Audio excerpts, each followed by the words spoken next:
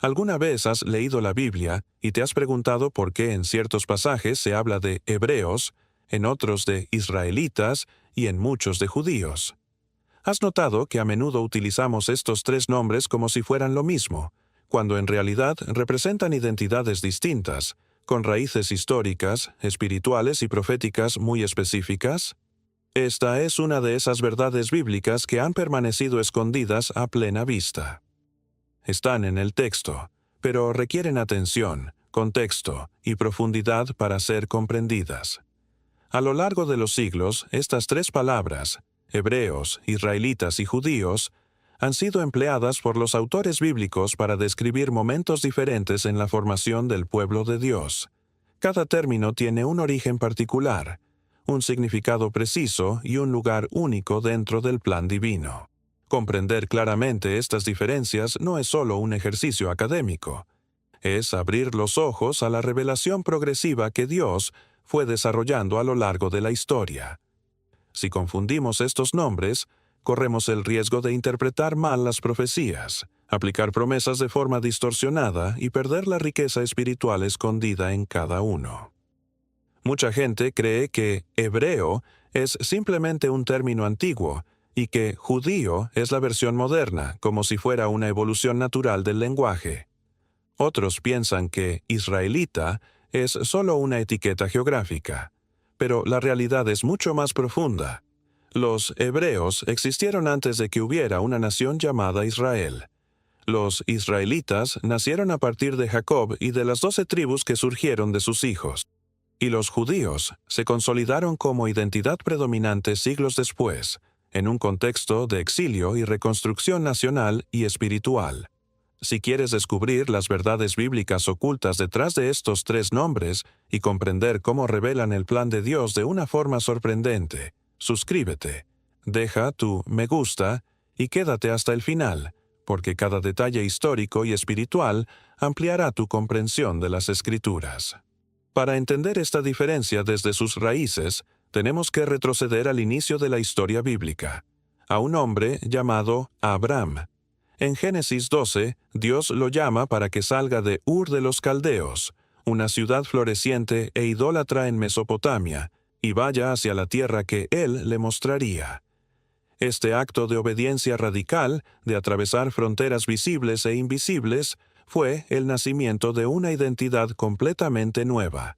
La primera vez que aparece el término hebreo en la Biblia es en Génesis 14:13. Y vino uno que había escapado y lo anunció a Abram, el hebreo. Es interesante notar que no fue Dios quien lo llamó así, ni Abram se autodenominó de esa manera. Fueron otros pueblos los que lo identificaron como el hebreo, es decir, el que ha cruzado. En hebreo, la palabra ibri proviene de la raíz abar, que significa pasar, cruzar. Abram al otro cruzó lado el río Éufrates dejando atrás su tierra, su cultura y su cosmovisión. Pero también cruzó espiritualmente una frontera invisible. Pasó de la idolatría a la fe en el único Dios verdadero. Ser hebreo, por lo tanto, no era inicialmente un título político ni nacional, sino una identidad espiritual marcada por la travesía y la fe. Abram se convierte en el arquetipo de aquel que abandona el viejo mundo para entrar en el terreno de la promesa divina. Cuando José, siglos más tarde, se presenta en Egipto, él mismo se identifica como hebreo. Génesis 39:14. Los egipcios lo perciben como alguien distinto, perteneciente a un pueblo separado. Hebreo designaba a aquellos que venían del otro lado, no solo geográficamente, sino también cultural y espiritualmente. Este primer uso del término es clave porque establece el fundamento espiritual de todo el plan bíblico. Antes de que existiera una nación, antes de que hubiera un pacto en el Sinaí, antes de que se formaran las tribus, hubo un llamado personal de Dios a un hombre para que saliera, creyera y obedeciera. Hebreo, entonces, significa aquel que cruza por fe, que sale del sistema viejo para entrar en el propósito divino. En el contexto bíblico antiguo, hebreo era también como otros pueblos designaban a los descendientes de Abraham cuando interactuaban con ellos. No era un nombre autoimpuesto, cananeos, sino un reconocimiento externo de una identidad diferente. Por eso, a lo largo de Génesis y Éxodo, encontramos que el término hebreos aparece en boca de egipcios, en situaciones donde se diferencia a este pueblo del entorno pagano. Ser hebreo no era tanto una cuestión de territorio, sino de origen y llamado. Esta distinción inicial es esencial para no confundir los términos posteriores. Todos los israelitas y judíos eran, en cierto sentido, descendientes de Abraham y, por lo tanto, hebreos. Pero no todos los hebreos fueron israelitas, y mucho menos todos fueron llamados judíos. Hebreo es la raíz espiritual, el origen. A partir de esta identidad fundacional surgirán las otras dos, que tendrán dimensiones nacionales, políticas y religiosas mucho más complejas. Cuando hablamos de hebreos, no estamos usando simplemente un gentilicio antiguo, a la primera capa de identidad del pueblo escogido, una identidad que nace en el movimiento de fe de Abraham y que atraviesa generaciones. Ser hebreo no era pertenecer a un reino ni a una nación, porque en el tiempo de Abraham no existía ni un reino hebreo ni una estructura política. Era pertenecer a una historia iniciada por un acto radical de obediencia, salir de Ur, cruzar el Éufrates y caminar hacia una tierra desconocida. La figura de Abraham es central porque su travesía física es también una travesía espiritual. Ur de los Caldeos era un centro de culto politeísta. Salir de allí significaba romper con tradiciones ancestrales, abandonar seguridades culturales y familiares, y entrar en un camino donde la única certeza era la palabra divina. Por eso, en la tradición bíblica, ser hebreo siempre implicó un elemento de separación y consagración. El hebreo es aquel que viene del otro lado, no solo geográfico, sino también moral y espiritual. Este sentido se mantiene con sus descendientes. Isaac hereda la promesa, Jacob la multiplica, y sus hijos forman el núcleo familiar que más tarde se transformará en tribus. Pero en los primeros relatos, especialmente en Génesis y Éxodo, el término hebreos es usado principalmente por los pueblos extranjeros para designarlos. Por ejemplo, en Génesis 39:14, cuando la esposa de Potifar acusa a José, dice a los egipcios, «Nos trajo un hebreo para burlarse de nosotros». También en Éxodo 1:15-16, el faraón da instrucciones a las parteras hebreas. Es una designación externa, cargada de distancia y diferenciación. El hebreo es el otro. La etimología confirma este sentido. La raíz hebrea, abar, no solo significa en los contextos pasar, antiguos, sino también otro lado, solía referirse al Éufrates, traspasar un límite, frontera natural entre Mesopotamia y Canaán. Abraham cruzó ese límite y al hacerlo fue identificado como Ibri, el que cruza. Sus descendientes llevaron ese nombre porque eran, a los ojos de los pueblos cananeos y egipcios, los que venían de allá. Pero la Escritura aprovecha este hecho geográfico para mostrar una verdad espiritual más profunda. Dios llama a Abraham para que cruce no solo ríos, sino dimensiones espirituales, dejando atrás un mundo para entrar en otro.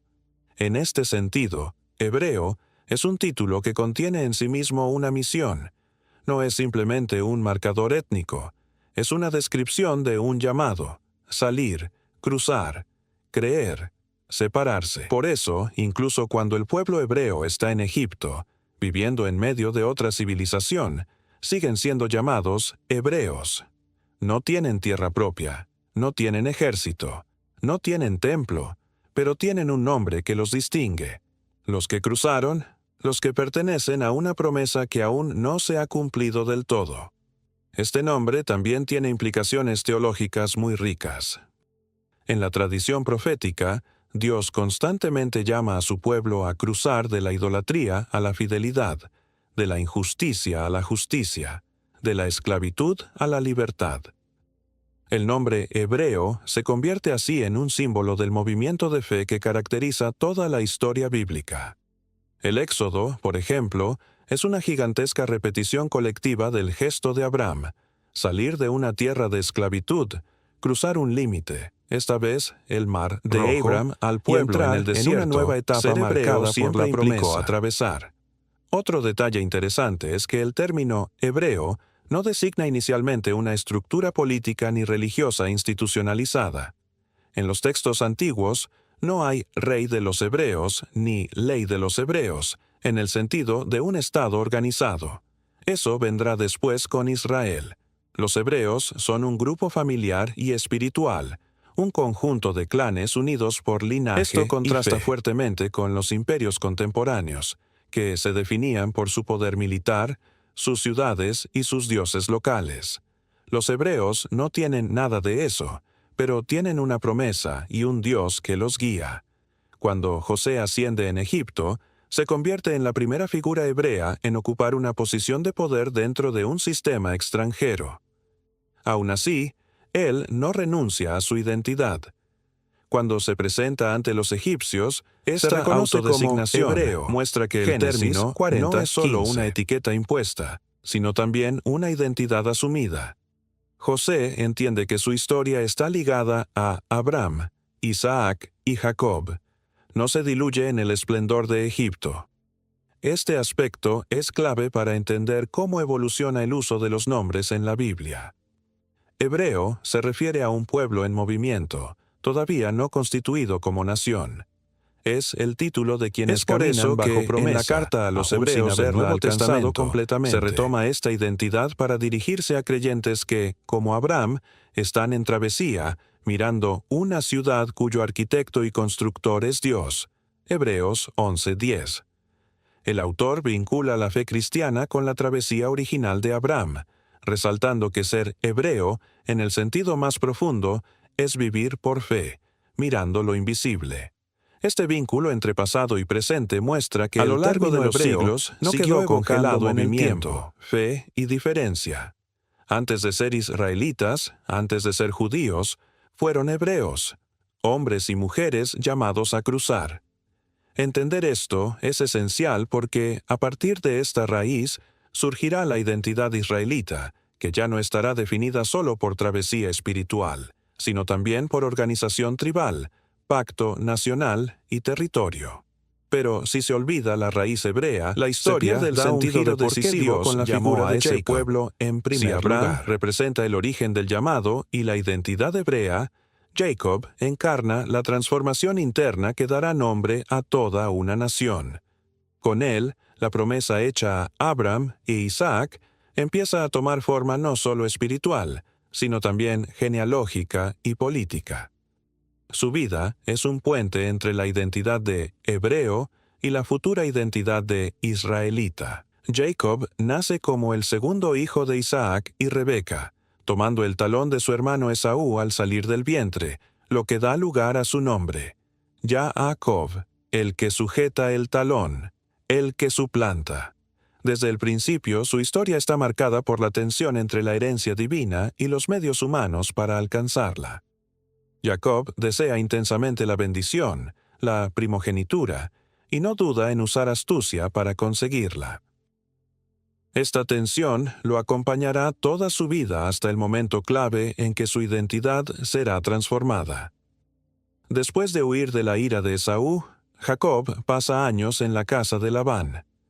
Allí experimenta engaños, trabajo duro, formación de familia y acumulación de bienes. Pero es en su regreso a Canaán, cuando teme el encuentro con su hermano, que se produce el momento más decisivo de su vida, su lucha con un ser misterioso junto al vado de Jaboc. Génesis 32, 24, 28 relata que Jacob luchó toda la noche con un hombre, y al amanecer este ser le toca la cadera y la descoyunta. Jacob no lo suelta hasta recibir una bendición. Entonces el hombre le dice: «Tu nombre no será más Jacob, sino Israel, porque has luchado con Dios y con los hombres y has vencido». Este episodio es profundamente simbólico. La lucha nocturna representa la confrontación interna. Al cambiarle de Jacob, el nombre, su deseo Dios de bendición no solo le otorga y su un necesidad título nuevo, de transformación, sino que redefine su identidad. De suplantador pasa a Israel, Yisrael, que significa el que lucha con Dios, o Dios prevalece. A partir de este momento, Jacob ya no es solo un individuo con promesa, sino el patriarca de un pueblo que llevará su nombre, los hijos de Israel, los israelitas. La transición de hebreo a israelita Hasta Jacob se da aquí los de manera descendientes clara. de Abraham eran conocidos principalmente como hebreos, un grupo familiar con una identidad espiritual basada en la travesía y la promesa. Con Jacob, esa familia se convierte en el núcleo de una estructura tribal. De sus 12 hijos nacerán las 12 tribus, que con el tiempo conformarán una confederación de clanes con leyes, líderes y territorio propio. Israel deja de ser un nombre individual para convertirse en un nombre colectivo. Es importante notar que la Biblia no abandona el término hebreo después de este punto. Continúa utilizándose en contextos externos o cuando se quiere enfatizar la procedencia ancestral, pero el término que adquiere centralidad para describir al pueblo es los hijos de Israel. Génesis 46.8 comienza la lista de los descendientes de Jacob que bajaron a Egipto con esta fórmula. Estos son los nombres de los hijos de Israel. La identidad israelita está naciendo, aunque todavía en forma germinal, como una familia extendida más que una nación organizada. En Egipto, esta identidad se consolidará en el crisol de la opresión. Los descendientes de Jacob se multiplican hasta que el faraón los percibe como una amenaza. Allí ya no son llamados abramitas ni simplemente hebreos. Son los hijos de Israel. Éxodo 1:7 lo expresa con claridad. Y los hijos de Israel fructificaron y se multiplicaron, y fueron aumentados y fortalecidos en extremo, y se llenó de ellos la tierra. Esta descripción refleja el cumplimiento parcial de la promesa hecha a Abraham. Su descendencia se había vuelto numerosa, aunque aún no poseía la tierra. Sin embargo, la identidad israelita no se limita a la descendencia biológica. En el mismo relato del Éxodo, vemos que una multitud mixta salió junto a los hijos de Israel de Egipto. Éxodo 12:38. Esto muestra que desde el inicio, Israel no fue solo una cuestión de sangre, sino también de alianza y adhesión. Las tribus que descenderán de Jacob formarán el núcleo, pero otros también se unirán, aceptando la fe en el Dios de Israel. Este nuevo nombre, Israel, marcará todos los acontecimientos posteriores. La historia ya no girará en torno a un solo patriarca, sino a un pueblo que lleva su nombre.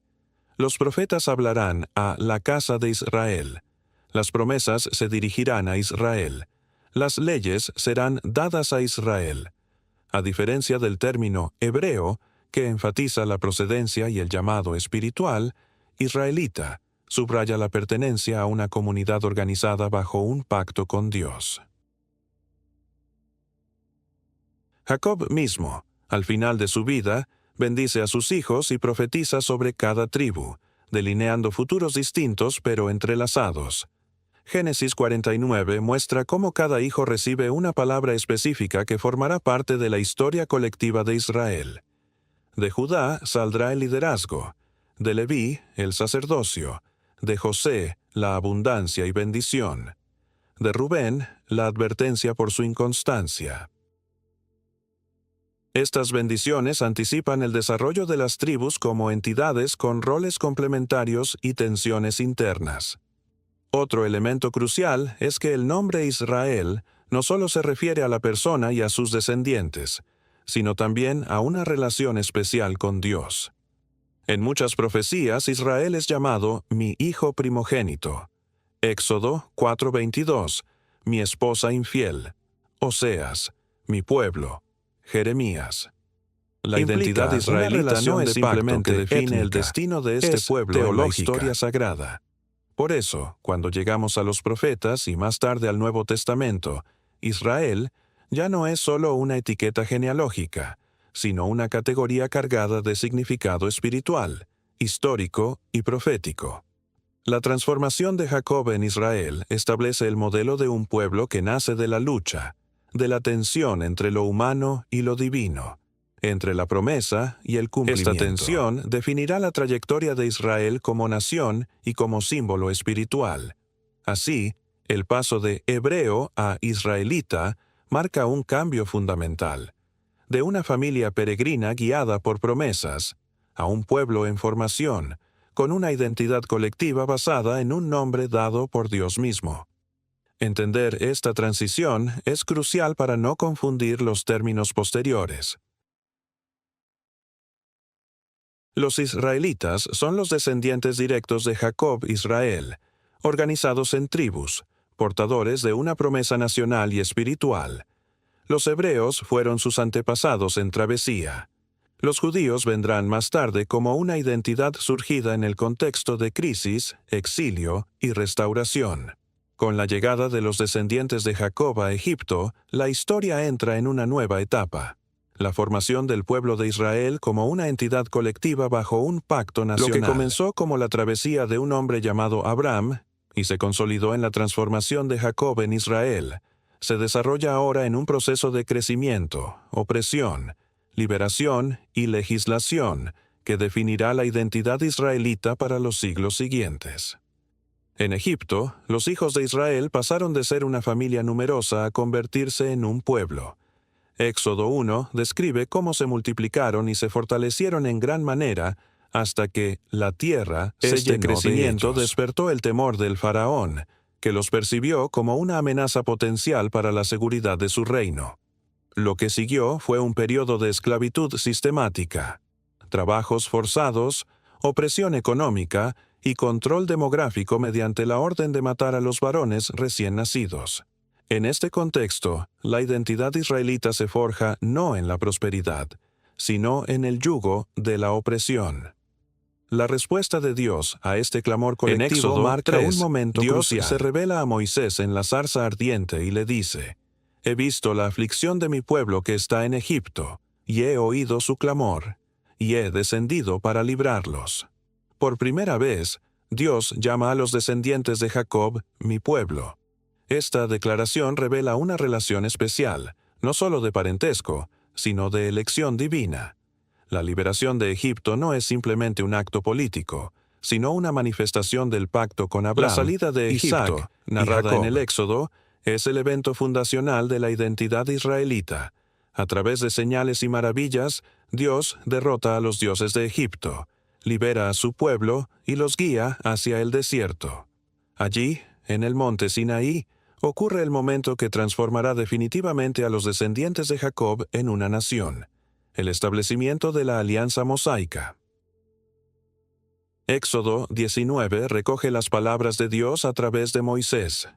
«Ahora, pues, si diereis oído a mi voz, y guardaréis mi pacto, vosotros seréis mi especial tesoro sobre todos los pueblos, porque mía es toda la tierra, y vosotros me seréis un reino de sacerdotes y gente santa». Estas palabras son fundamentales.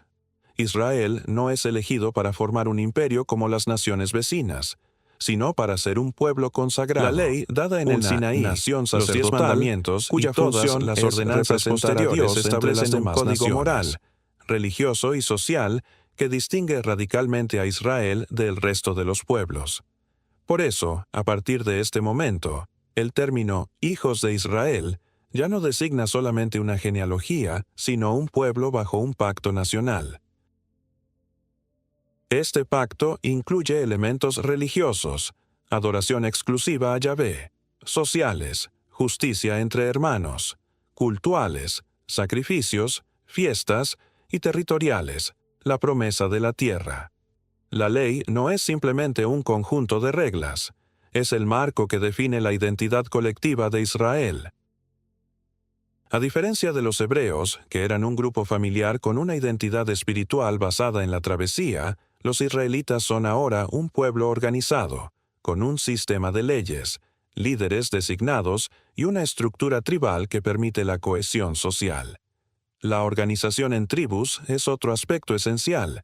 Las 12 tribus, descendientes de los hijos de Jacob, se convierten en las unidades básicas de esta nueva nación. Cada tribu tiene su territorio asignado, más adelante en la conquista de Canaán, sus responsabilidades y sus líderes. Entre ellas destaca la tribu de Leví, separada para el servicio sacerdotal, sin heredad territorial, pero con funciones espirituales en todo el territorio. Esta estructura tribal permite que Israel mantenga un equilibrio entre unidad nacional y diversidad interna. Durante el período del desierto, la identidad israelita es reforzada constantemente mediante rituales, señales visibles y pruebas. La columna de nube y de fuego, el maná, el tabernáculo, las leyes de pureza, todo apunta a recordarles que son un pueblo diferente, apartado para Dios. No se trata simplemente de sobrevivir físicamente, sino de aprender a vivir como pueblo del pacto. Por eso, cada transgresión importante, como el becerro de oro en Éxodo 32, es tratada con extrema gravedad. Viola la esencia misma de la identidad recién adquirida. La entrada en la tierra prometida bajo Josué marca la culminación de este proceso formativo. Israel conquista Canaán no como una fuerza imperial conquistadora, sino como un pueblo que reclama la tierra otorgada por promesa divina. La distribución de la tierra entre las tribus refuerza su identidad territorial, mientras que el establecimiento del tabernáculo y más tarde del templo en Jerusalén centraliza el culto y la relación con Dios. En este punto, el término israelita está completamente definido. Designa a los miembros de un pueblo unido por tres vínculos: linaje común, descendientes de Jacob, pacto nacional, alianza mosaica, y territorio compartido, la tierra prometida. Es una identidad compleja que combina elementos étnicos, religiosos y políticos. A diferencia de hebreo, que remite al origen espiritual y ancestral, israelita habla de pertenencia a una estructura colectiva organizada bajo la autoridad de Dios. Este modelo de identidad también es singular en el contexto del antiguo Cercano Oriente. Mientras otros pueblos definían su identidad en torno a reyes divinizados, ciudades fortificadas o panteones regionales, Israel se define por su relación con un Dios invisible que los ha liberado y que exige fidelidad exclusiva. Su identidad no depende de su fuerza militar ni de su tecnología, sino de su pacto. Con el paso del tiempo, esta identidad israelita enfrentará tensiones internas, diferencias entre tribus, luchas por el liderazgo. Sin embargo, durante el período de Moisés, Josué y los jueces, la noción de pueblo de Israel se mantiene como el eje central de su existencia. Las expresiones toda la congregación de Israel, los hijos de Israel y la casa de Israel aparecen constantemente en el texto bíblico, reforzando esta unidad. En resumen, la etapa israelita representa la maduración de la promesa hecha a Abraham. Ya no se trata solo de un hombre llamado a cruzar, hebreo, ni de un patriarca transformado en símbolo, Jacob Israel, sino de un pueblo real, con leyes, territorio y misión. Esta identidad colectiva será la base de todas las etapas posteriores, incluso cuando el reino se divida, cuando venga el exilio y cuando surja la identidad judía. Entender esta etapa es esencial para comprender cómo la Biblia distingue entre hebreos, israelitas Tras el establecimiento en la tierra prometida y el período de los jueces, Israel experimentó un nuevo cambio estructural. El paso de una confederación tribal dirigida por líderes carismáticos a un reino unificado. Este proceso, narrado en los libros de Samuel y Reyes, marca una etapa de esplendor, pero también prepara el terreno para una división profunda que transformará radicalmente la identidad del pueblo de Dios. La monarquía surge como respuesta a una tensión interna, el deseo del pueblo de ser como las demás naciones, con un rey que los dirija en la guerra y centralice el poder. Aunque Dios advierte, a través de Samuel, sobre los peligros de esta decisión, finalmente permite la instauración de la monarquía. Saúl se convierte en el primer rey, pero su reinado termina en desobediencia y rechazo divino. Luego viene David, la figura central de la historia monárquica de Israel. El reino alcanza una unidad sin precedentes. Jerusalén es conquistada y se convierte en capital política y espiritual. El Arca de la Alianza es llevada allí, y se establece un pacto eterno con la casa de David. Su hijo Salomón lleva este proceso a su apogeo. Construye el templo, organiza la administración del reino y convierte a Israel en una potencia regional. Es un momento de estabilidad, riqueza y expansión. Sin embargo, en medio de este esplendor se siembran las semillas de la división. Las políticas fiscales de Salomón, sus múltiples alianzas matrimoniales con pueblos extranjeros y la introducción de cultos ajenos generan tensiones internas. Tras su muerte, estas tensiones estallan. Roboam, su hijo, hereda el trono pero adopta una postura autoritaria frente a las quejas del pueblo, especialmente de las tribus del norte. En lugar de aliviar las cargas, promete aumentarlas. Esta decisión precipita la ruptura. 10 tribus del norte se rebelan y eligen a Jeroboam como su líder, estableciendo un reino separado con capital en Samaria. Solo las tribus de Judá, Benjamín y parte de los levitas permanecen fieles a Roboam y a la casa de David. Así nace la división: el reino del norte, Israel, y el reino del sur, Judá. Esta división no es solo política, sino también religiosa y cultural. Jeroboam, temiendo que sus súbditos regresaran a Jerusalén para adorar en el templo, establece santuarios alternativos en Betel y Dan, con becerros de oro. Instituye sacerdotes que no pertenecen a la tribu de Leví y cambia el calendario festivo. Estas medidas crean una estructura religiosa paralela que rompe con la centralidad de Jerusalén. Los profetas denuncian estas prácticas como idolatría y desvío. El reino del norte, aunque más numeroso y económicamente poderoso al principio, se aparta rápidamente de las normas del pacto. Judá, por su parte, mantiene la dinastía davídica y el templo en Jerusalén. Su identidad comienza a definirse cada vez más en torno a la fidelidad al linaje de David y al culto en el templo. Aunque también habrá periodos de idolatría y crisis, la continuidad institucional de Jerusalén y la presencia del templo le dan a Judá una estabilidad simbólica que el reino del norte no posee. Los libros proféticos a menudo se dirigen a Israel para denunciar sus pecados y a Judá para advertirle y recordarle su responsabilidad de custodiar la alianza. Durante casi 2 siglos, ambos reinos coexisten, a veces en conflicto, a veces en alianzas temporales. El reino del norte interactúa más con potencias extranjeras debido a su posición estratégica: Asiria, Siria y otras naciones vecinas.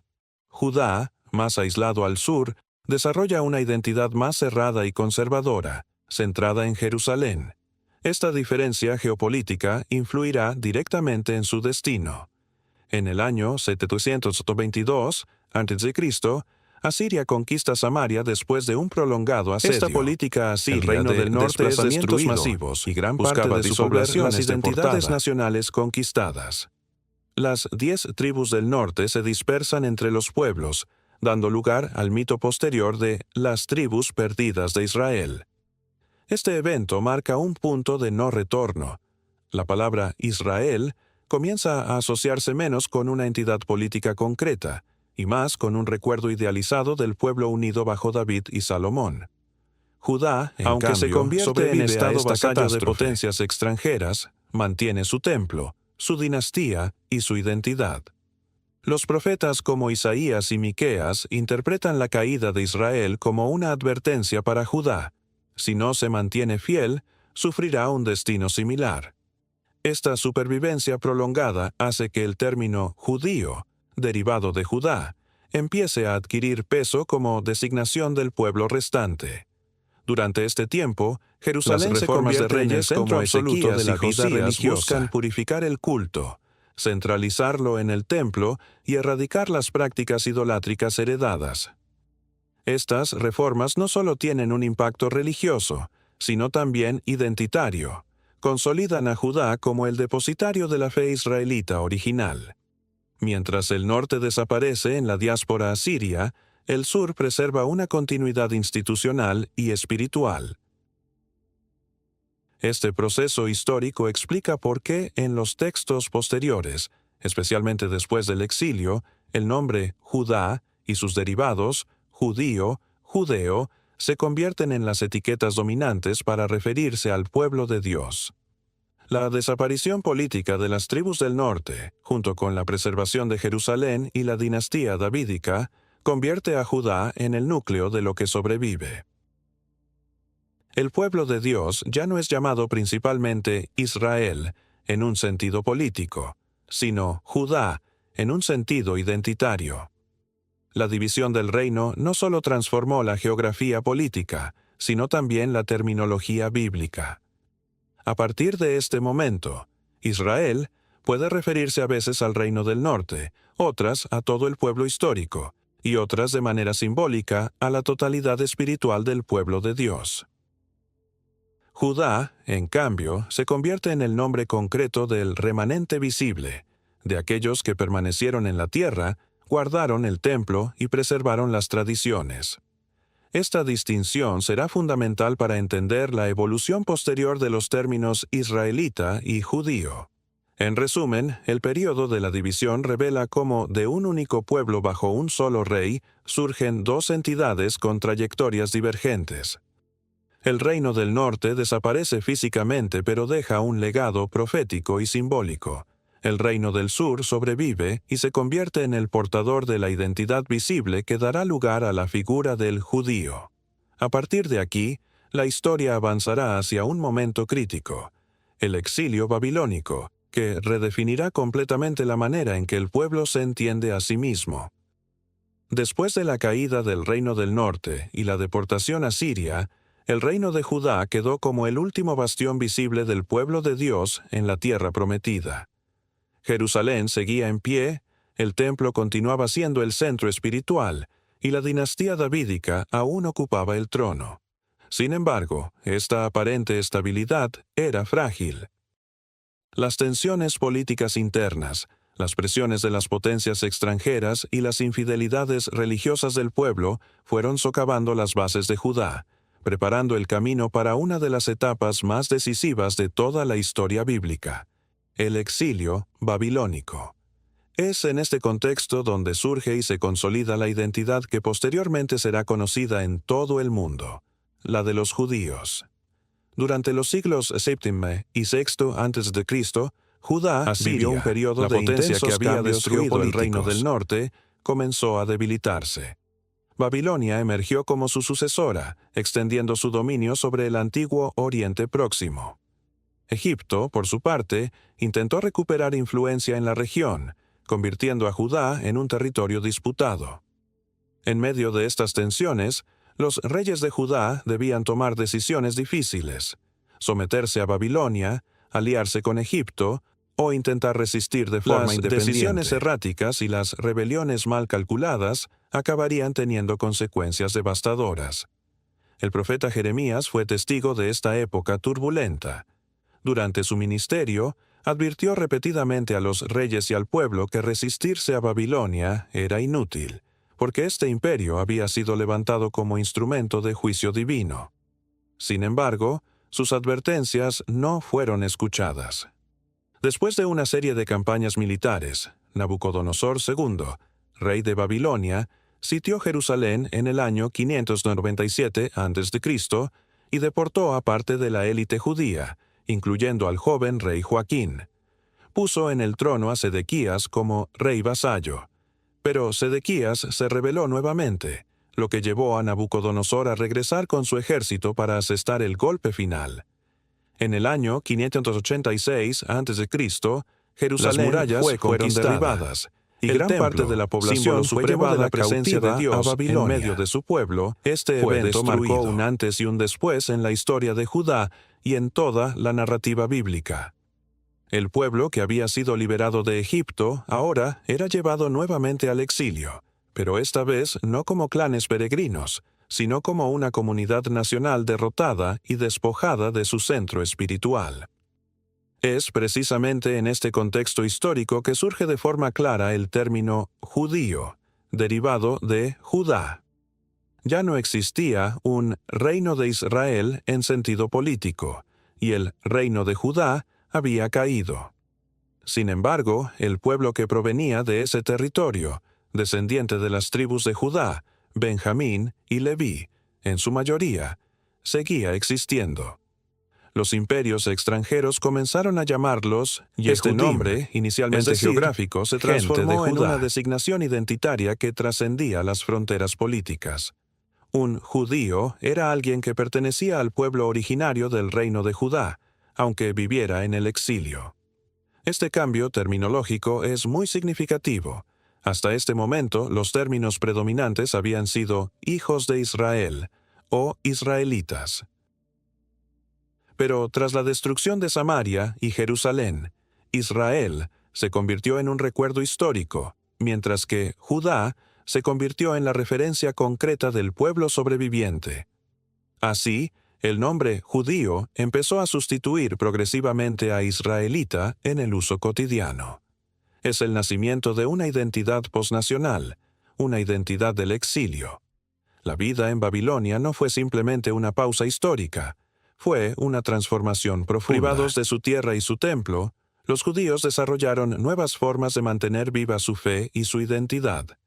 Se organizaron en comunidades, mantuvieron genealogías, preservaron la ley mosaica y comenzaron a reunirse para leer la Torá y orar en lugares que con el tiempo darían origen a las sinagogas.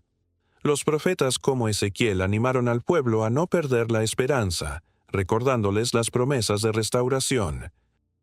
El Salmo 137, uno de los más conmovedores, refleja el dolor de esta etapa.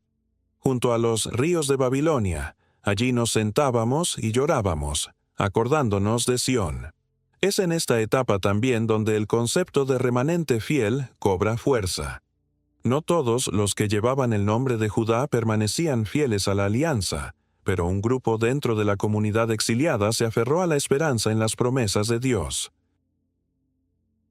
Esta noción de remanente marcará profundamente la teología profética y apocalíptica posterior. Cuando el imperio persa conquistó Babilonia, en el 539 a.C., el rey Ciro emitió un edicto permitiendo que los pueblos deportados regresaran a sus tierras. Entre ellos estaban los judíos. Bajo el liderazgo de Zorobabel, Esdras y Nehemías, algunos regresaron a Jerusalén para reconstruir el templo y restaurar la vida religiosa. Este retorno, narrado en Esdras y Nehemías, no fue masivo. Muchos judíos permanecieron en la diáspora, en Babilonia y otras regiones.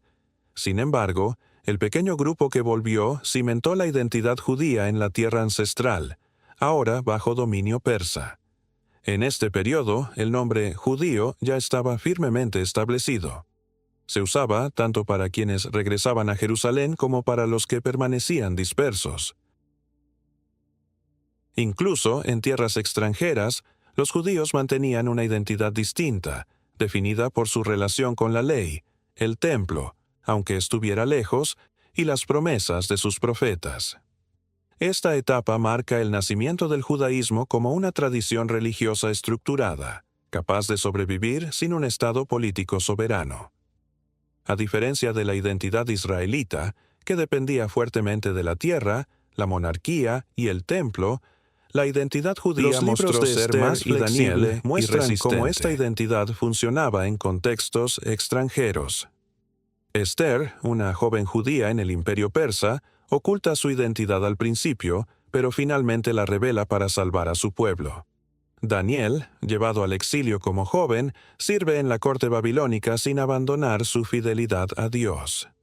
En ambos casos, ser judío implica una lealtad espiritual y cultural que trasciende el lugar físico. Este cambio también explica por qué, en los textos posteriores y en el Nuevo Testamento, el término judío es el más común para referirse al pueblo de Dios. La palabra ya no denota solo a los habitantes de Judá, sino a toda una comunidad dispersa, unida por la fe, la ley y la memoria compartida. Los judíos son los herederos de Judá que sobreviven al colapso de Israel y mantienen viva la promesa en medio de imperios extranjeros. En resumen, el exilio babilónico no fue simplemente una tragedia nacional, fue el escenario en el que se forjó una nueva forma de identidad. El nombre judío nació en medio de la derrota, pero se convirtió en el estandarte de la perseverancia. Lo que antes era un reino se transformó en un pueblo definido por su fe y su memoria. Esta transición será fundamental para entender los acontecimientos de la época de Jesús y la distinción entre hebreos, israelitas y judíos en los textos del Nuevo Testamento. Con la consolidación del término judío durante el período del exilio y la restauración persa, la historia entra en un nuevo capítulo decisivo que conecta directamente con el contexto del Nuevo Testamento. En esta etapa, el pueblo ya no se identifica principalmente como hebreo en el sentido ancestral, ni como israelita en el sentido político-tribal del Reino Unido, sino como judíos, es decir, descendientes de Judá, miembros de una comunidad definida por la ley, el templo y la memoria histórica. Esta identidad, forjada en medio de imperios, se encuentra plenamente activa en los siglos que preceden al nacimiento de Jesús. Durante el período helenístico, tras la conquista de Alejandro Magno en el siglo IV a.C., el mundo conocido se vio profundamente transformado. El imperio persa cayó y el helenismo se extendió desde Grecia hasta Asia Central y Egipto. Palestina quedó bajo dominio de los sucesores de Alejandro, primero los Ptolomeos, luego los Seleucidas. Este contexto generó tensiones culturales intensas. Por un lado, algunos sectores judíos adoptaron costumbres griegas, nombres helenizados y estilos de vida urbanos. Por otro, muchos mantuvieron una fidelidad estricta a la Torá y a las tradiciones ancestrales. La identidad judía se debatía entre asimilación cultural y resistencia religiosa. Esta tensión culminó en el episodio conocido como la Rebelión Macabea.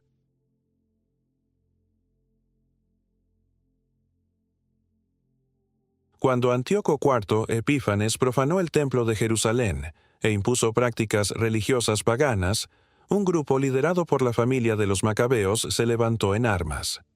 Tras una lucha heroica, lograron recuperar el templo y purificarlo, dando origen a la fiesta de Hanukkah. Este episodio fortaleció la conciencia judía como una identidad religiosa resistente, capaz de enfrentarse incluso a los poderes imperiales más dominantes. A partir de entonces, el término judío no solo designaba un origen étnico o geográfico, sino también una posición espiritual frente al mundo. Posteriormente, con la llegada del Imperio Romano en el siglo I a.C., Judea se convirtió en un estado vasallo bajo supervisión romana. Roma permitió cierta autonomía religiosa, pero controlaba la política a través de reyes clientes como Herodes el Grande, y, luego, mediante gobernadores imperiales. En este escenario, la población judía estaba dividida en diversos grupos religiosos y políticos: fariseos, saduceos, esenios, celotes y otros. Cada uno representaba distintas formas de entender la relación entre la ley, la tradición, el templo y el poder extranjero. Los fariseos se destacaban por su énfasis en la interpretación oral de la ley y su intento de aplicar la santidad del templo a la vida cotidiana. Los saduceos, en cambio, estaban más vinculados a la aristocracia sacerdotal y al templo, colaborando en cierta medida con Roma para mantener su posición. Los esenios se retiraban a comunidades apartadas buscando pureza espiritual, mientras que los celotes promovían la resistencia armada. Esta diversidad interna refleja hasta qué punto la identidad judía se había vuelto compleja y plural, manteniendo un núcleo común: la Torá, el templo, la herencia de Judá, pero interpretado de maneras diferentes. En este contexto aparece Jesús de Nazaret. Los evangelios lo sitúan claramente en el marco de la identidad judía. Nace en Belén, crece en Galilea, participa en las fiestas judías, enseña en las sinagogas y cita las escrituras del principio su linaje davídico, conectándolo directamente con Judá. Jesús no se presenta como un extraño a la tradición judía, sino como su cumplimiento. Sus enseñanzas buscan llevar la ley a su plenitud, revelando su sentido espiritual profundo más allá de la mera observancia externa. La inscripción colocada sobre la cruz durante la crucifixión, Jesús Nazareno, Rey de los Judíos, refleja cómo la identidad judía se había convertido en el eje de las expectativas mesiánicas. Para Roma era un título político, un posible líder nacionalista. Para los líderes religiosos era una acusación de blasfemia. Para los discípulos era la proclamación de que el Mesías prometido había llegado. La frase «Rey de los judíos» condensa siglos de historia, desde la promesa a Judá en Génesis 49:10, pasando por el pacto davídico, hasta las esperanzas de liberación del yugo extranjero. En el Nuevo Testamento también encontramos referencias a los otros dos términos, hebreo e israelita, pero con matices específicos. Pablo, por ejemplo, en Filipenses 3:5 se presenta como hebreo de hebreos, subrayando su linaje puro y su adhesión rigurosa a la ley. Dice, «Yo también soy israelita, de la descendencia de Abraham, de la tribu de Benjamín». Aquí, israelita enfatiza su pertenencia al pueblo en sentido genealógico y nacional. Judío, en cambio, aparece constantemente como designación general para el pueblo en su conjunto, tanto en Judea como en la diáspora. Este uso diferenciado de los términos en el Nuevo Testamento refleja su historia. Hebreo remite al linaje ancestral y a la identidad espiritual original. Israelita enfatiza la pertenencia tribal y nacional. Judío designa la identidad religiosa y cultural consolidada bajo dominio extranjero. Jesús y sus discípulos se movían en los tres planos. Eran descendientes de Abraham, hebreos, miembros del pueblo de Jacob, israelitas, y participantes de la vida religiosa judía de su tiempo, judíos. La diáspora judía, dispersa por todo el mundo mediterráneo desde tiempos anteriores, desempeñó un papel clave en la expansión de las ideas cristianas. Ciudades como Alejandría, Antioquía, Éfeso y Roma contaban con comunidades judías establecidas, con sinagogas que funcionaban como centros de estudio y culto. Estas comunidades mantenían un fuerte sentido de identidad, observando la ley y las fiestas, pero también interactuaban con culturas y lenguas locales. Fue en estas sinagogas donde los apóstoles comenzaron a anunciar el mensaje del Mesías, aprovechando el terreno común de las escrituras hebreas. El libro de los Hechos muestra cómo, en las primeras décadas, el cristianismo fue percibido como un movimiento dentro del judaísmo, no como una religión separada. Los primeros creyentes eran judíos que reconocían a Jesús como el cumplimiento de las promesas. Con el tiempo, a medida que más gentiles se unieron y la tensión con las autoridades judías aumentó, se fue produciendo una distinción más clara. Pero al inicio, judío era la identidad de base de todos los protagonistas del Evangelio. Este período también marca el comienzo de una nueva dimensión de la identidad judía, la interacción intensa entre tradición y universalidad. Mientras los judíos mantenían su singularidad religiosa, el mensaje mesiánico empezaba a trascender las fronteras étnicas. Esta tensión marcará toda la historia posterior, la coexistencia de una identidad particular, judía, con un mensaje universal, evangélico. En resumen, en la época del Nuevo Testamento, judío es el término dominante que designa a un pueblo con una larga historia de travesía. Hebreos, formación nacional, israelitas, Jesús aparece en el clímax de esta historia. Judíos, no para abolir las identidades anteriores, sino para cumplirlas y llevarlas a su plenitud espiritual. Por eso, entender cómo se usaban y qué significaban estos tres términos en ese tiempo es clave para interpretar correctamente los textos bíblicos y las dinámicas del primer siglo. Cuando se observan en conjunto las tres denominaciones, hebreos, israelitas y judíos, surge un cuadro fascinante de evolución histórica y espiritual a lo largo de más de 2 milenios. No se trata simplemente de tres sinónimos que la Biblia usa indistintamente, sino de tres niveles identitarios que se superponen y se transforman según el contexto histórico, teológico y político. Entender cómo se relacionan entre sí es esencial para interpretar correctamente los textos bíblicos y las dinámicas del pueblo de Dios en diferentes épocas. El término hebreo aparece primero, y lo hace en un contexto individual y espiritual. Abraham es llamado el hebreo, porque cruzó de un territorio a otro, pero también porque realizó una travesía espiritual única. dejar la idolatría y entrar en relación con el Dios único. Este término, en su esencia, no depende de estructuras políticas ni de territorios. Se refiere a una identidad de fe y travesía, una condición espiritual de quien responde al llamado divino. Por eso, incluso siglos más tarde, en el Nuevo Testamento, Pablo puede usar hebreo de hebreos como una manera de subrayar pureza de linaje y adhesión a las raíces, no un pasaporte nacional. En cambio, israelita surge con Jacob y sus hijos. Es un término genealógico y nacional. Designa a los descendientes de Israel, organizados en tribus, bajo una alianza colectiva con Dios. A diferencia de hebreo, que se aplica principalmente en contextos externos o espirituales, israelita tiene una connotación interna y política. Se trata del pueblo que recibe la ley en el Sinaí, que entra en la tierra prometida, que vive bajo jueces y reyes. Es un término que implica pertenencia a una estructura social y territorial, marcada por leyes, templos, profetas y monarquía. El israelita es miembro de un cuerpo político-religioso definido. Finalmente, judío emerge tras la caída de los reinos y el exilio. Originalmente designaba a los habitantes del reino de Judá, pero con el tiempo pasó a ser la denominación global para los descendientes del pueblo israelita que sobrevivieron a la destrucción de Samaria. El término se consolidó en el exilio babilónico y el período persa, cuando Judá era la única referencia geográfica e identitaria concreta que quedaba. Posteriormente, se convirtió en la designación principal en el período helenístico y romano. Judío ya no es una categoría estrictamente política, sino religiosa y cultural, que puede existir sin territorio ni soberanía estatal.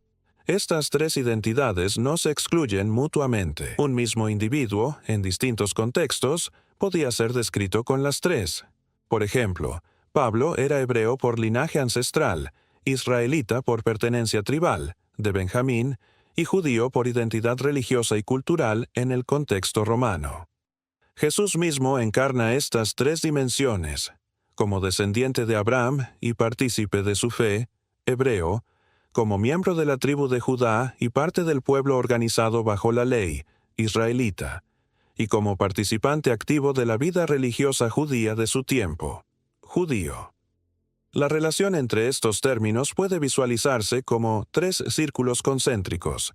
En el centro está hebreo, la raíz espiritual, la identidad de fe, en un círculo más amplio está israelita, la identidad colectiva, nacional y genealógica que surge de esa raíz. Y en el círculo más externo está judío, la identidad que surge en la dispersión, que conserva la esencia religiosa y cultural incluso cuando las estructuras políticas desaparecen. Cada capa añade una dimensión nueva sin borrar la anterior.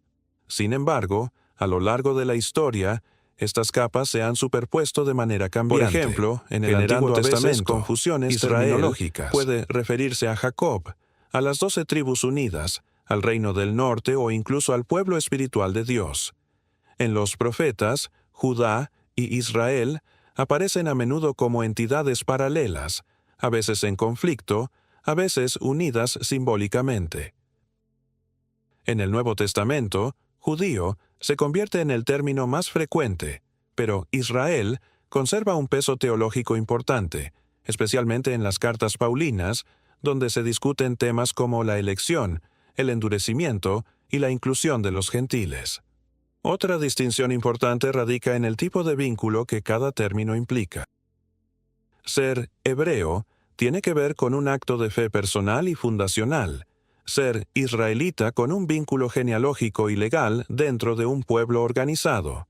Ser judío con una pertenencia cultural religiosa mantenida a través del tiempo, incluso en contextos de dispersión.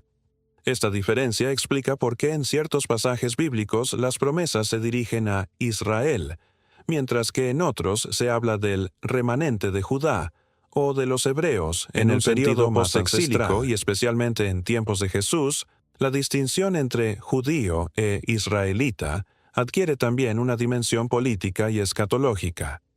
muchos esperaban la restauración del Israel original, es decir, la reunión de las 12 tribus bajo un Mesías davídico que restaurara la soberanía nacional.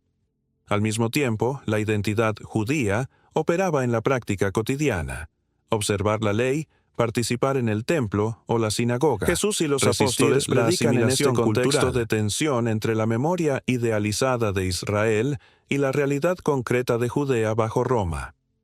En las enseñanzas de Jesús, esta distinción se hace evidente. Cuando habla de las ovejas perdidas de la casa de Israel, está evocando el ideal colectivo de las tribus dispersas y el cumplimiento de las promesas proféticas. Al mismo tiempo, discute con los judíos en Jerusalén, refiriéndose a las autoridades religiosas y culturales de dimensiones distintas de una misma realidad histórica y espiritual. El apóstol Pablo también utiliza los términos con precisión teológica. En Romanos 9, 6, 8 afirma: «No todos los que descienden de Israel son Israel, ni por ser descendientes de Abraham, todos son hijos, sino, en Isaac te será llamada descendencia».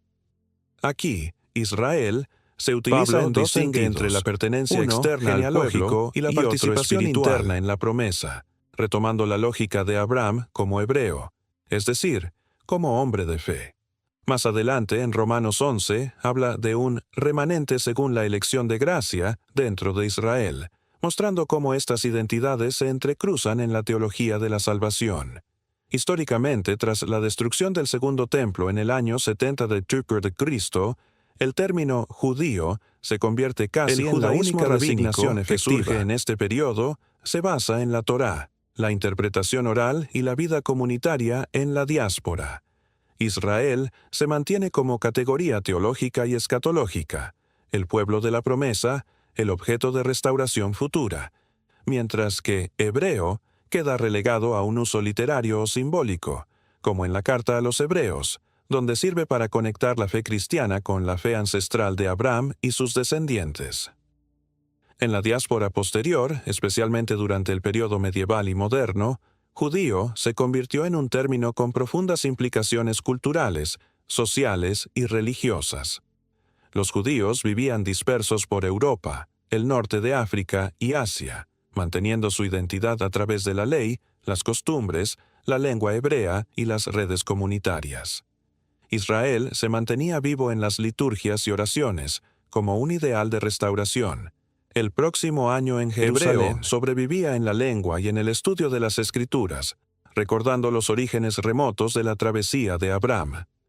Este desarrollo histórico muestra que los tres términos no deben confundirse, pero tampoco separarse rígidamente.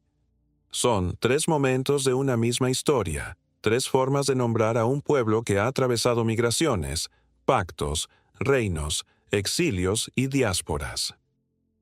Cada término ilumina una faceta distinta: el llamado fundacional, hebreos; la estructura colectiva nacional, israelitas; y la continuidad cultural religiosa, judíos. Ignorar estas diferencias conduce a malentendidos en la lectura bíblica y en el análisis histórico. Un ejemplo de confusión común ocurre cuando se habla de Israel en los textos proféticos o en el Nuevo Testamento sin precisar el sentido.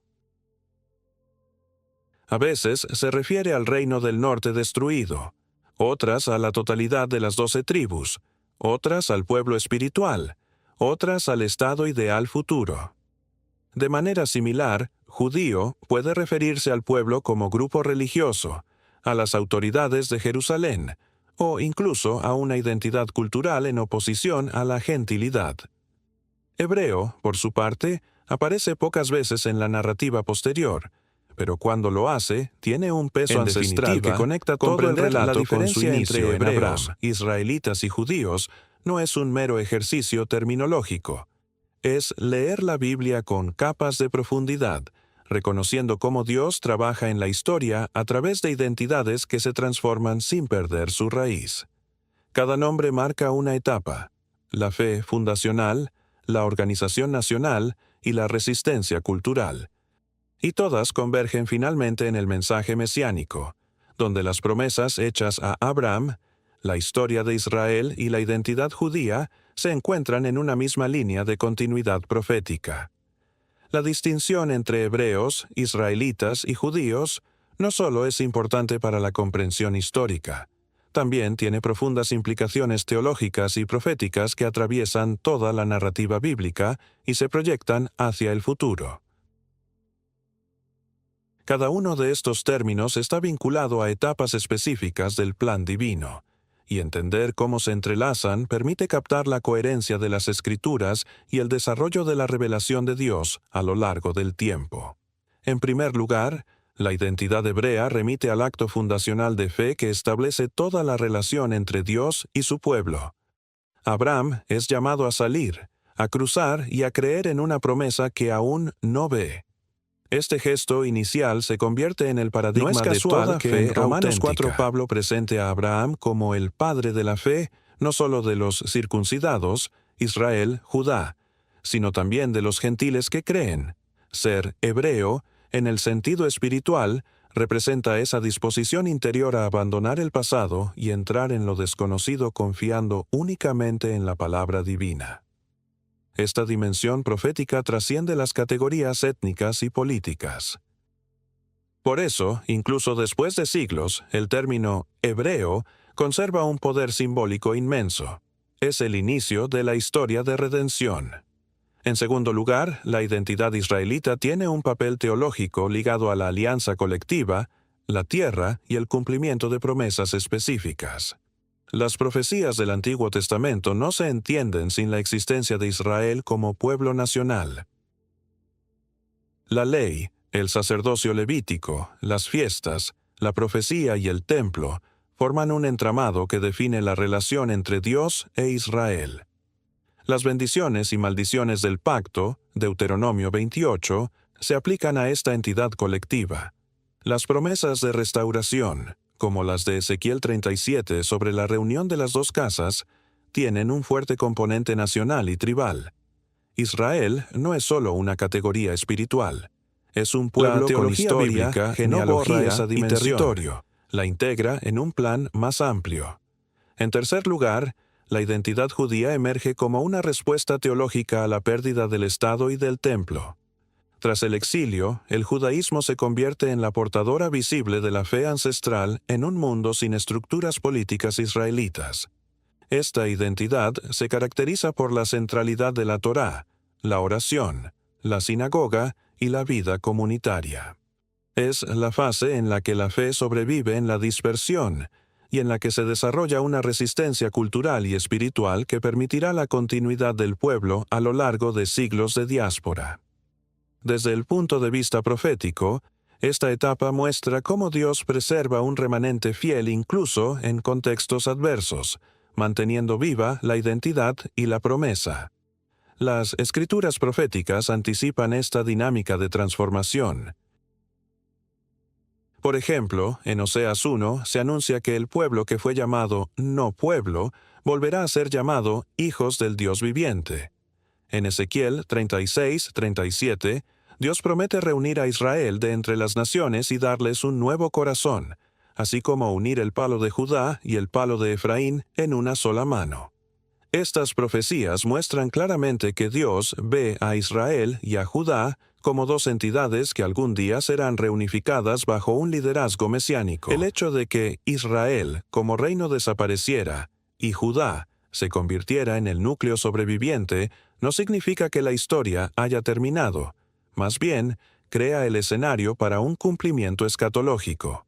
En el Nuevo Testamento, esta tensión entre lo particular y lo universal se intensifica. Jesús declara que ha venido a las ovejas perdidas de la casa de Israel. Mateo 15:24, mostrando que su misión inicial está enmarcada en la restauración de Israel. Sin embargo, también anuncia que habrá un solo rebaño y un solo pastor. Juan 10:16, anticipando la inclusión de gentiles. Pablo desarrolla este tema en Romanos 9:11, donde explica que Israel ha experimentado un endurecimiento parcial hasta que entre la plenitud de los gentiles, y entonces todo Israel será salvo. En este pasaje, Israel no se refiere a la iglesia en sentido genérico, sino al pueblo histórico. Este marco teológico solo se comprende plenamente si se reconocen las diferencias entre los términos. Hebreo representa la raíz espiritual. Israelita representa la entidad nacional bajo pacto. Judío representa la continuidad religiosa en la diáspora. Las profecías apuntan a una reunificación futura de estos elementos en torno al Mesías. En otras palabras, Dios no abandona ninguna etapa de su plan.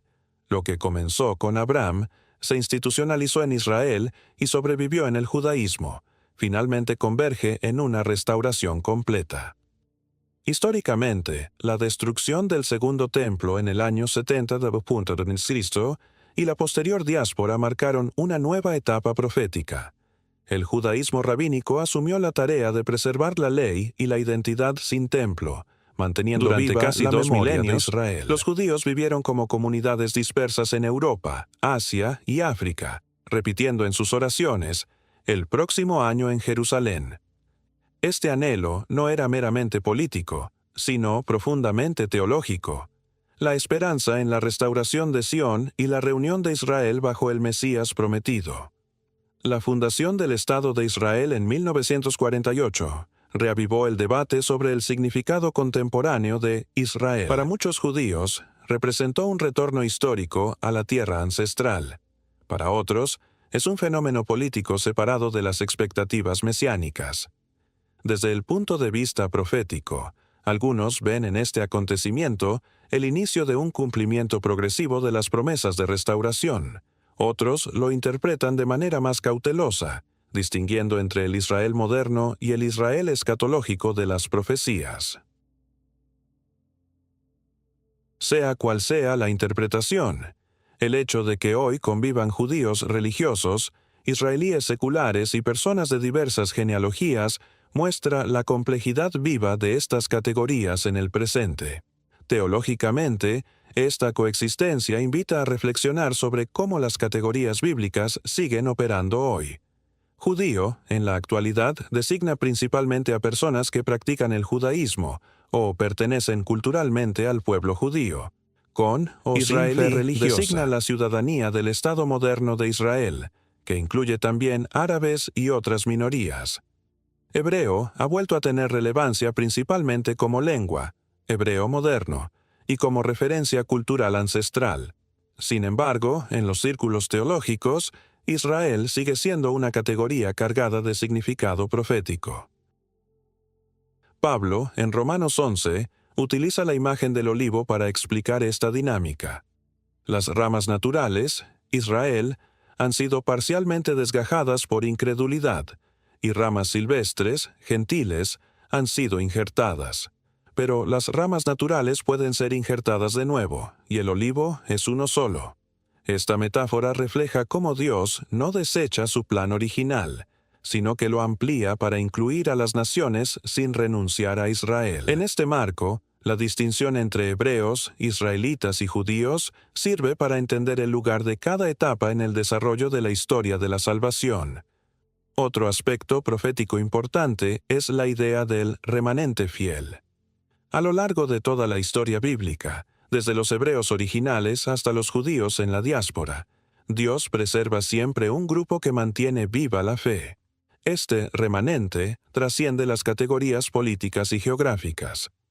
Puede estar entre los israelitas en tiempos de Elías, entre los judíos exiliados en Babilonia, o entre los seguidores de Jesús en el siglo I. El remanente es la línea invisible que conecta las distintas etapas de la identidad del pueblo de Dios. Además, la distinción entre estas tres categorías permite una lectura más matizada de las profecías mesiánicas. Muchas de ellas tienen un componente nacional literal, como el regreso de las tribus, otro espiritual, la conversión del corazón, y otro universal, la bendición de todas las naciones. Sin esta distinción es fácil caer en reduccionismos, o espiritualizarlo todo, perdiendo de vista el pueblo histórico, o nacionalizarlo todo, ignorando la dimensión espiritual y universal del plan de Dios. Finalmente, en el ámbito contemporáneo, Esta comprensión ayuda a evitar confusiones comunes en debates religiosos y políticos. No todos los judíos actuales son israelitas en el sentido genealógico estricto. No todos los israelíes modernos son judíos religiosos. Y no todo lo que se llama Israel en la Biblia se refiere al Estado moderno. Diferenciar estos niveles permite un diálogo más respetuoso y una teología más coherente. En síntesis, las implicaciones teológicas y proféticas de estas distinciones son vastas. Hebreo señala el comienzo de la historia de la fe. Israelita representa el pueblo en alianza. Judío simboliza la perseverancia religiosa a través del exilio. Las profecías no anulan ninguna de estas etapas, sino que las integran en un plan que culmina en la restauración final bajo el Mesías. Este entendimiento no solo enriquece la lectura bíblica, sino que también ilumina los procesos históricos y actuales relacionados con el pueblo judío e Israel. A lo largo de toda esta travesía hemos recorrido un arco histórico y espiritual que abarca milenios, 3 nombres y una sola historia: hebreos, israelitas y judíos. Lo que comenzó con un hombre llamado Abraham, caminando por fe hacia una tierra desconocida, se transformó en un pueblo con una alianza nacional en el Sinaí y, más tarde, en una comunidad religiosa y cultural que ha sobrevivido siglos de dispersión. Cada nombre encierra una dimensión distinta del mismo relato: la raíz espiritual, hebreos; la estructura nacional, israelitas; y la continuidad cultural religiosa, judíos. Comprender esta evolución no es un ejercicio académico abstracto. Es entrar en el flujo vivo de la historia bíblica, donde cada etapa prepara el terreno para la siguiente. La historia de los hebreos es la historia de un llamado. Abraham, sin territorio ni ley, sin estructura política ni templo, escucha la voz de Dios y responde. Él cruza ríos y fronteras. Deja atrás un mundo de idolatría y entra en la dimensión de la promesa. Es la fe de alguien que se atreve a caminar sin genealogías ni de instituciones humanas. La identidad hebrea se convierte en el modelo espiritual de toda relación con Dios. La travesía de la fe. Cada generación que sigue este camino, sea israelita, judía o gentil creyente, participa de ese impulso original: salir, cruzar, creer. La historia de los israelitas es la historia de un pueblo moldeado por la alianza.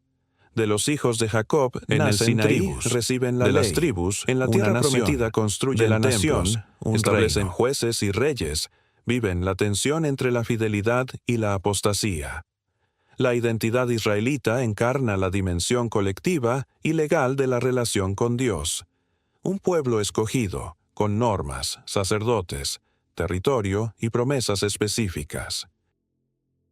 Esta etapa no es reemplazada ni olvidada. Es el escenario donde se despliegan los grandes actos de Dios en la historia: el éxodo, la conquista, la monarquía, los profetas, el exilio y las promesas de restauración. La historia de los judíos es la historia de la perseverancia en medio de la dispersión. Cuando los reinos caen y el templo es destruido, la fe no desaparece, se transforma. El pueblo de Judá, y los descendientes de Israel que permanecen entre ellos, aprende a vivir sin soberanía política, sin templo físico, manteniendo su identidad a través de la ley, la oración y la memoria. En Babilonia, en Persia, en el mundo helenístico y romano, los judíos preservan su fe, adaptándose a diferentes contextos sin perder su esencia. Esta etapa demuestra que la identidad del pueblo de Dios no depende exclusivamente de estructuras externas. Puede sobrevivir en la diáspora, en la adversidad, en el exilio. Estas 3 dimensiones no están aisladas. Forman una línea continua de revelación. La fe de Abraham da origen a Israel. La historia de Israel se concentra en Judá tras el exilio, y la identidad judía lleva en su seno la memoria de los hebreos y los israelitas, incluso cuando la Biblia entera se ilumina cuando entendemos esta continuidad. Textos que antes parecían usar términos intercambiables adquieren precisión, Cuando los profetas hablan a Israel y a Judá, están dirigiéndose a realidades históricas distintas.